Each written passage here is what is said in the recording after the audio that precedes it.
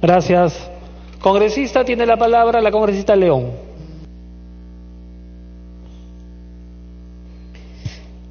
Gracias, presidente. La célula parlamentaria aprista saluda y felicita la iniciativa de hacer el día de hoy un pleno para trabajar y discutir proyectos de ley en materia de la mujer. Han pasado ya 12 años en que se publicó esta ley de igualdad de oportunidades para la mujer y prácticamente en estos 12 años es muy poco o nada lo que se ha visto que se ha mejorado sobre la materia. Por ejemplo, en el mismo Congreso, en el mismo Parlamento, vemos que en estos 12 años el número de congresistas es prácticamente el mismo. Hay mucho por trabajar. Se reportó, por ejemplo, según lo que nos ha manifestado la ministra de la Mujer, más de 100.000 casos de violencia contra mujeres en distintas edades. De estas, casi 12.000 casos son de tipo sexual, lo que implica que aproximadamente a diario en nuestro país 32 mujeres o niñas denuncian haber sido abusadas sexualmente.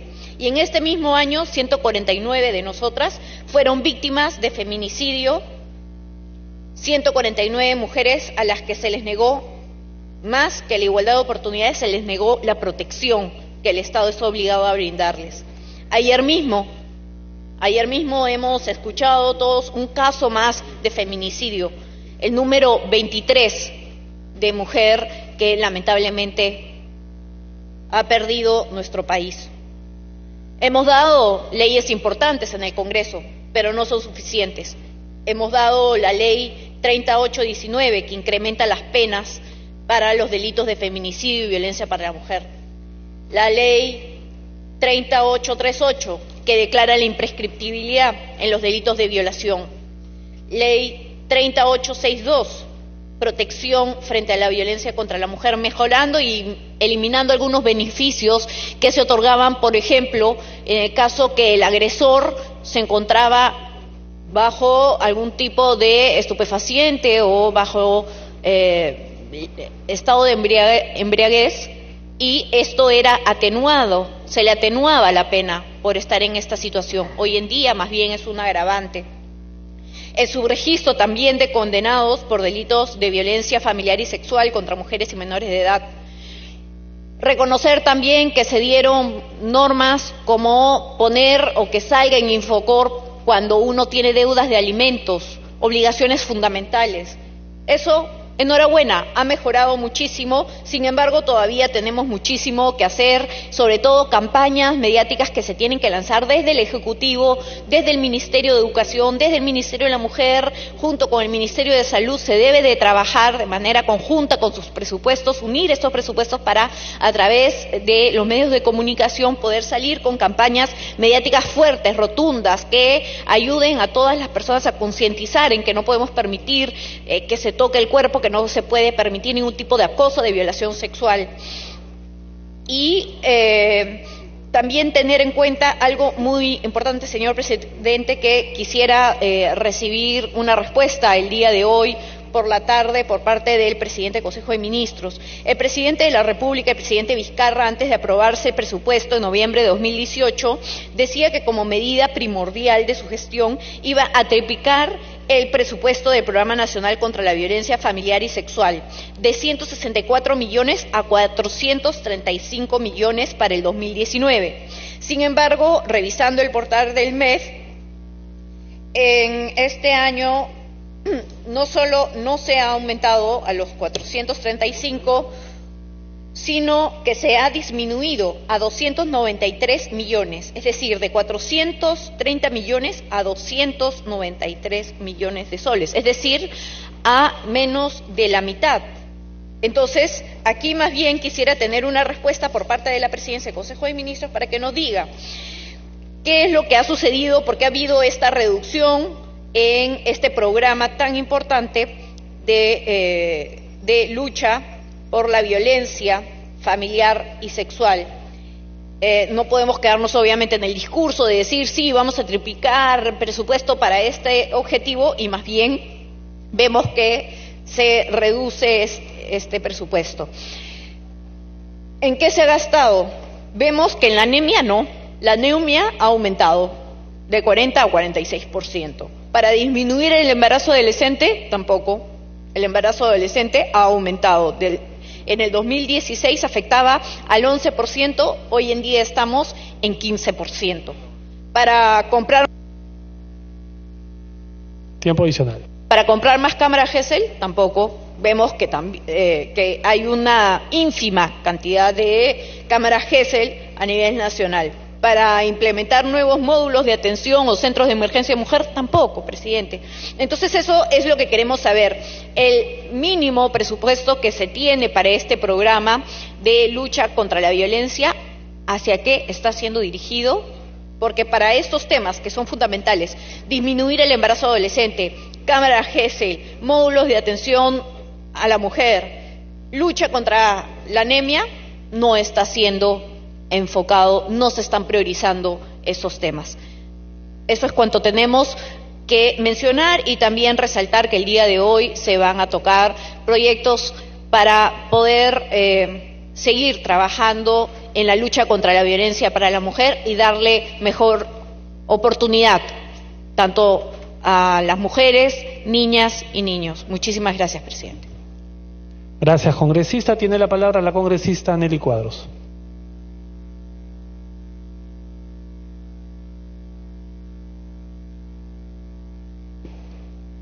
Gracias, presidente. En este Parlamento poco o nada se ha hablado de aquellas mujeres que hacen ejercicio político al interior del país. Mujeres que son dirigentes, regidoras, consejeras, alcaldesas. ¿Cómo es tan difícil asumir un cargo en los lugares donde muchas veces no llegan los medios de comunicación nacional? Yo he sido regidora de un distrito cusqueño y puedo decir con conocimiento de causa que haber ejercido un cargo político al interior del país para nosotras es doble reto. Y mucho con mayor razón cuando uno es autoridad de oposición. El avasallamiento, la hostilización, las amenazas, los intentos de vacancia son una realidad que no permiten ejercer un cargo a cabalidad en las mismas condiciones legales y políticas que lo ejerce un varón. Yo lo he vivido. A mí me ha tocado una circunstancia así. Por eso alzo mi voz para decir a aquellas mujeres en el campo que tienen un cargo de dirigentes, de luchadoras sociales, de autoridades, en cualquier cargo de autoridad, que en vez de amilanarse, en vez de callar, nos toca hablar, nos toca denunciar todo eso que se llama el acoso político. Y sí, es importante que nosotras podamos tener, y en este marco de la ley de igualdad de oportunidades, las mismas oportunidades y ojalá el mismo tratamiento legal y político de las instancias correspondientes para que podamos ejercer un cargo difícil como el de ser político en igualdad de condiciones. Asimismo, estimados amigos, yo saludo esta ley de igualdad de oportunidades porque lo que las mujeres necesitamos no son privilegios, no por nuestra condición de mujer que nos regalen cuotas o espacios solamente por nuestra condición de mujer. Lo que nosotros necesitamos son leyes que nos ayuden a fortalecer las grandes capacidades que lo demostramos en todos los espacios a nivel nacional, en el espacio político, ¿cómo no?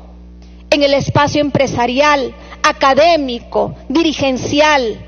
Lo estamos haciendo, pero necesitamos que el Estado nos dé las mismas condiciones como a cualquier ciudadano peruano. Creo que eso es importante. Y quiero cerrar diciendo que lo que nosotras necesitamos para ser fuertes, para ser y engrandecer nuestra patria como un ciudadano varón o mujer, necesitamos las condiciones políticas legales, las mismas oportunidades, el mismo trato de respeto. Por eso decir que nosotras no queremos igualdad de género. Las mujeres no somos género, las mujeres somos mujeres, no somos género. Y la concepción de género tiene mucha significación actualmente en el marco incluso de estas corrientes de ideología de género.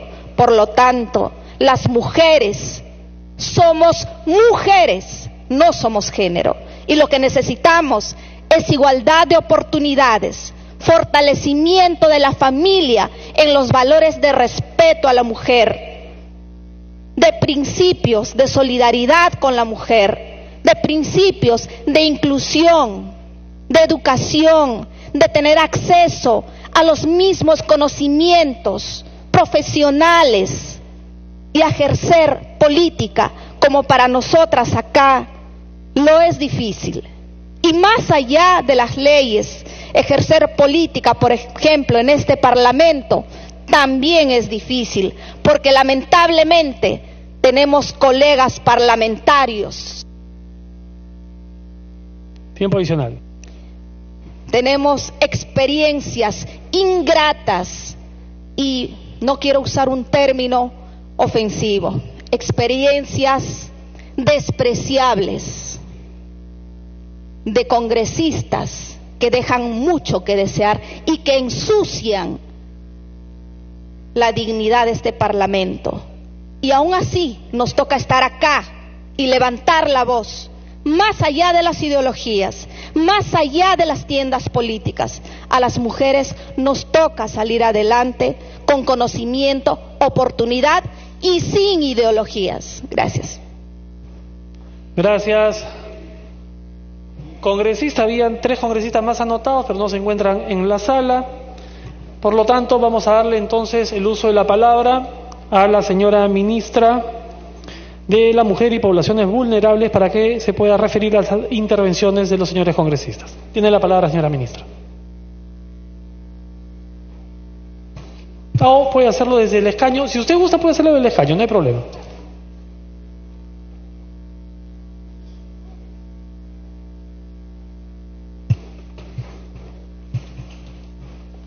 Muchas gracias, señor presidente. Yo quería empezar hablando del presupuesto.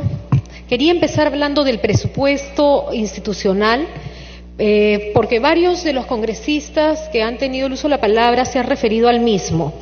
Yo quiero señalar que a diferencia del año 2018, donde el presupuesto institucional modificado fue de 456 millones, el año 2019 pasa a un presupuesto de apertura de 745 millones.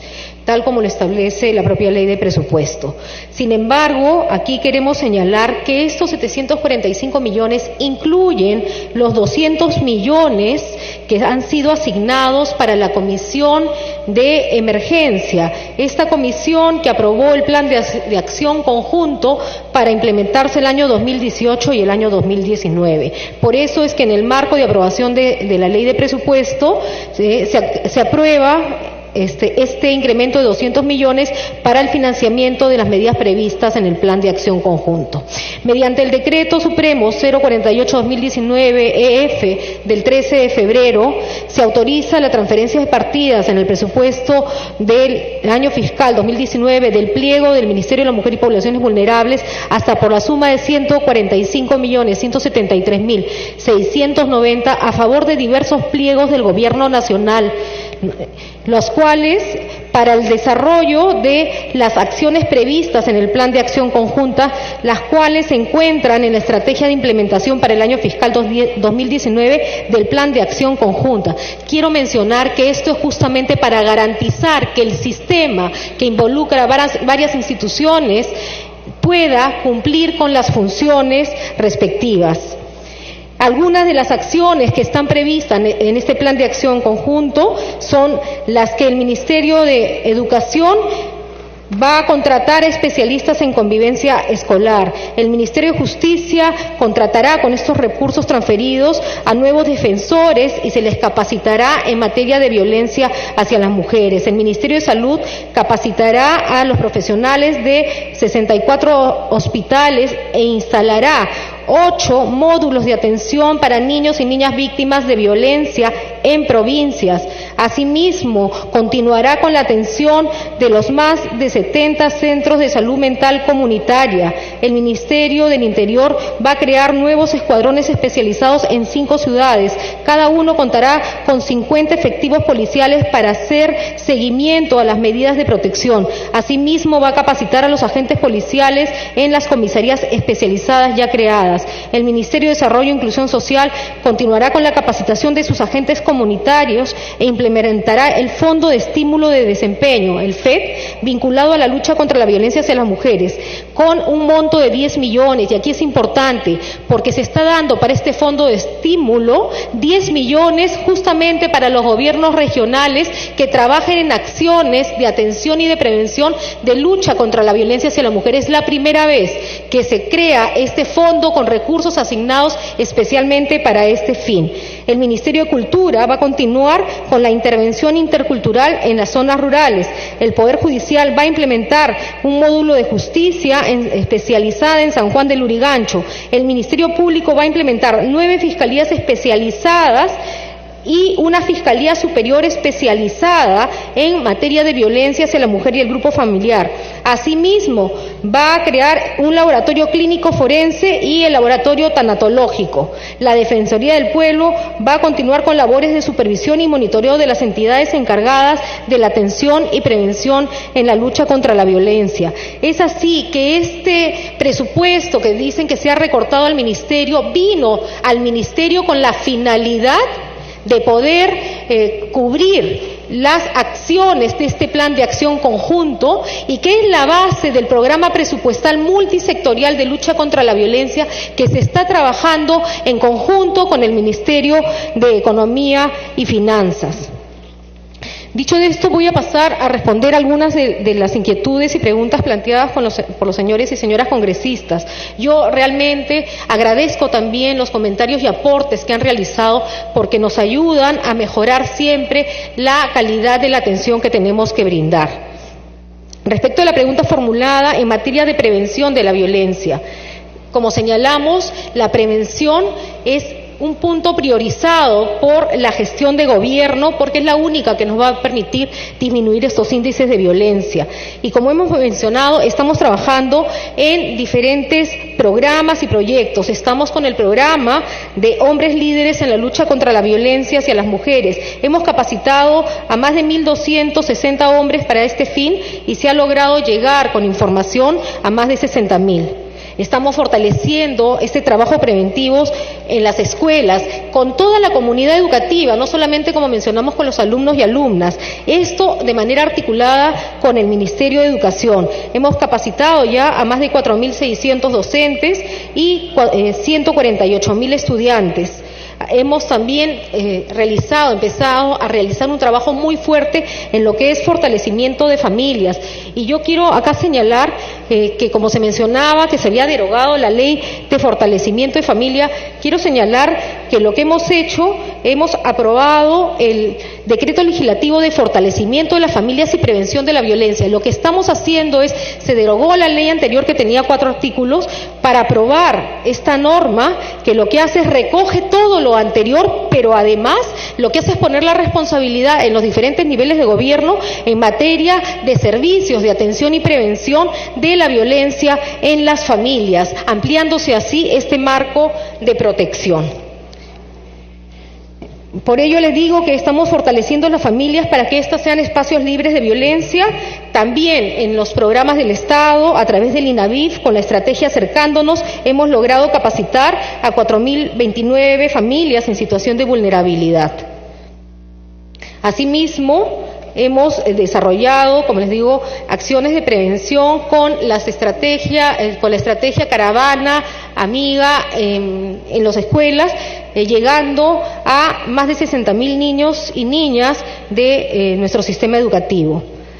En cuanto a los centros de atención institucional, que fue también otra de las preguntas que se hizo, estos centros son de atención de varones agresores que no han cometido delito, que sus hechos constituyen más bien falta, ya sea violencia psicológica o física. Nosotros trabajamos con ellos efectivamente en 3 centros de atención integral, en Breña, en el Callao y en Ayacucho. Para este año tenemos previsto abrir uno en el Cusco. Sin embargo, la mayor cantidad de recursos va dirigido a los servicios de atención a las víctimas. Estamos trabajando también con los agresores, porque es un mandato de la norma, pero además para tener la metodología sistematizada que nos garantice que estamos logrando resultados concretos. Esto ya lo hemos validado, esta metodología ya está validada, la hemos sistematizado y estamos trabajando con los gobiernos locales para transferir esta metodología sistematizada, porque son ellos, los gobiernos locales,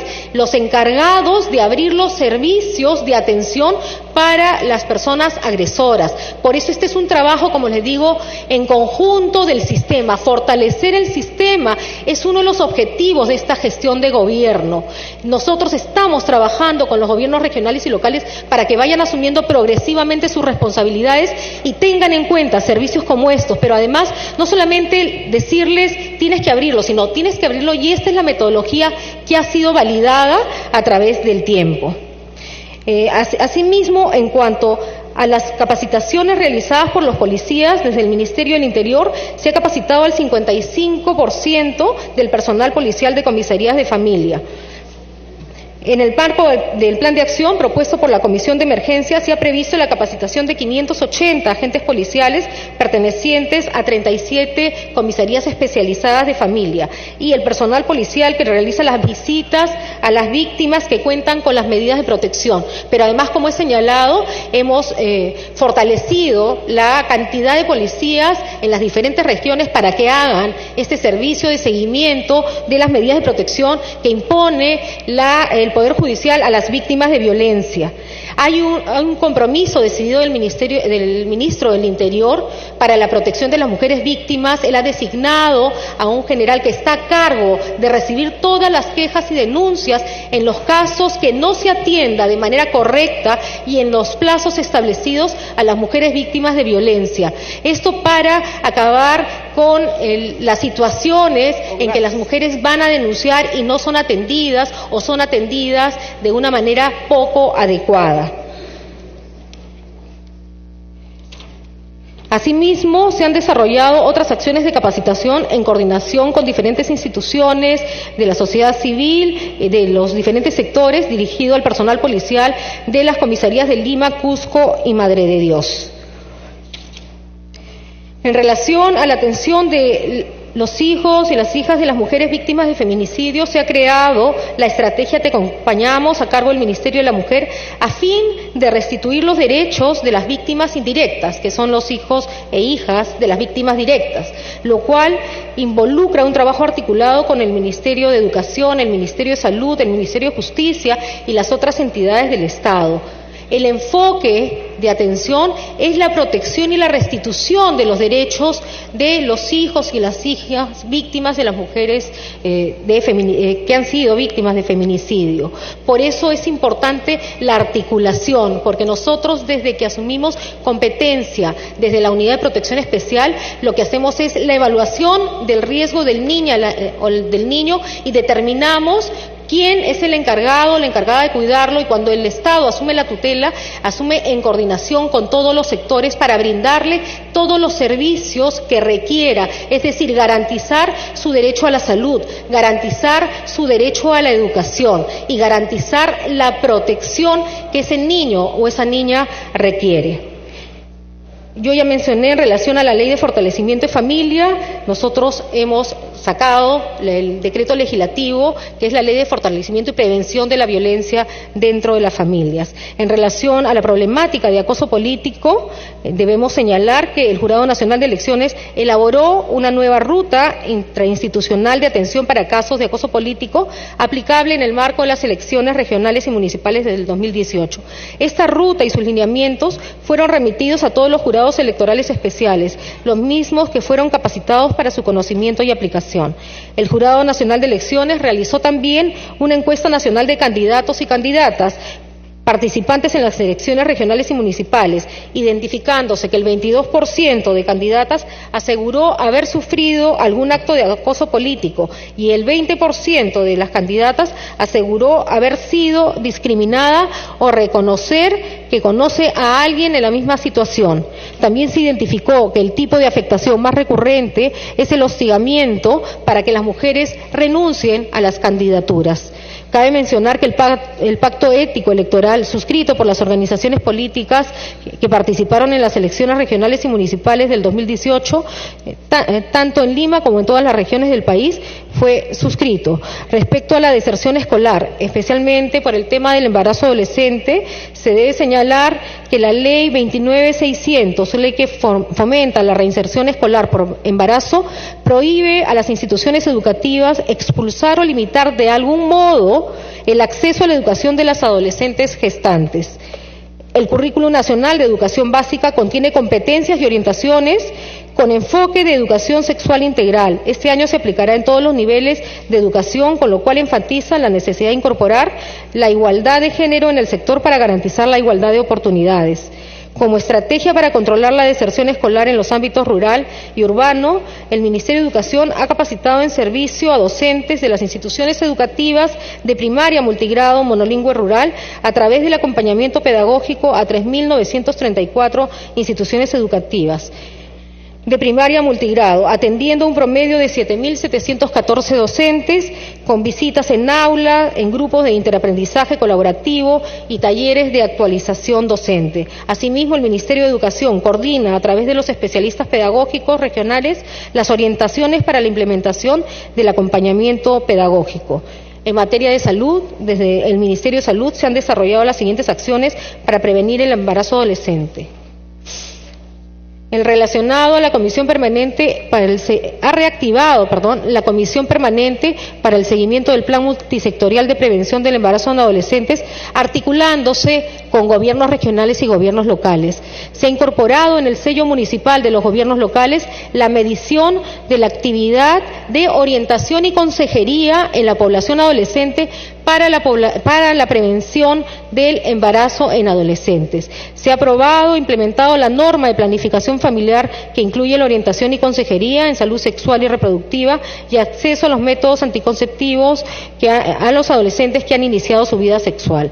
Realizó 15 talleres de capacitación en metodología anticonceptiva y planificación familiar para formar facilitadoras y facilitadores regionales.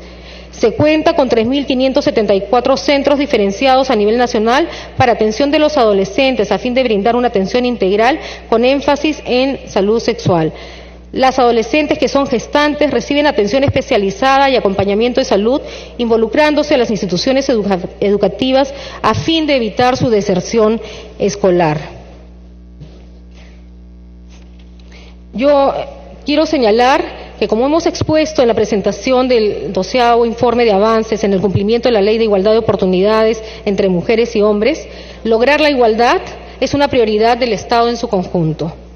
Ello incluye a los diferentes poderes, Poder Judicial, Ministerio Público, Defensoría, Gobierno Nacional, gobiernos regionales, gobiernos locales, así como al Poder Legislativo.